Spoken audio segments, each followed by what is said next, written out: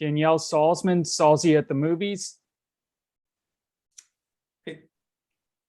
So how familiar were you with Tick Tick Boom when you got the script? Not too familiar. I had known that it was another Jonathan Larson piece before his big one, Rent.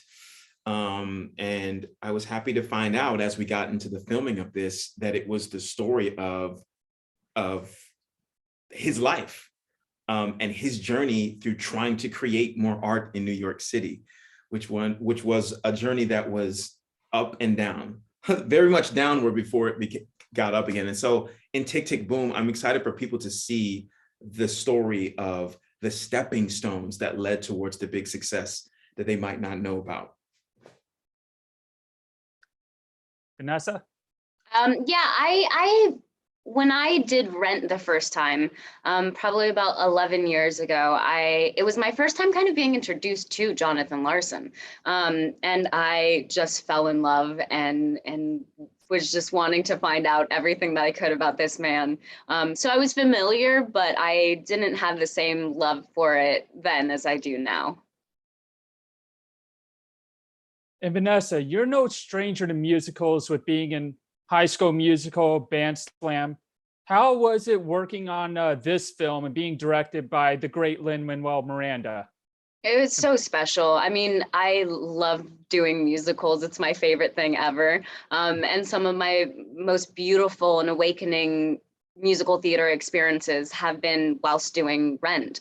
And Jonathan's work has a certain spirit to it that is unique unto itself, and it's so beautiful and it's so magical. So you take that, and then you take Lin-Manuel Miranda, who is this genius of our generation, and put those two together, and it's just, it's magic. The experience was so beautiful, and Lin is just so talented and limitless in his capabilities, but also the most humble and grounded human being. It's a beautiful mixture of everything that you could ever want when it comes to musical theater.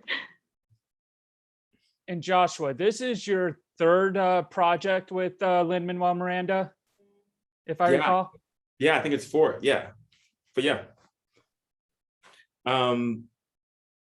It's been In the Heights, Hamilton, Bring It On, and now Tick Tick Boom. And seeing him in a new arena like this I expected greatness. I'm not gonna lie to you. It was like, oh, I'm like, nah, it's Lin, okay?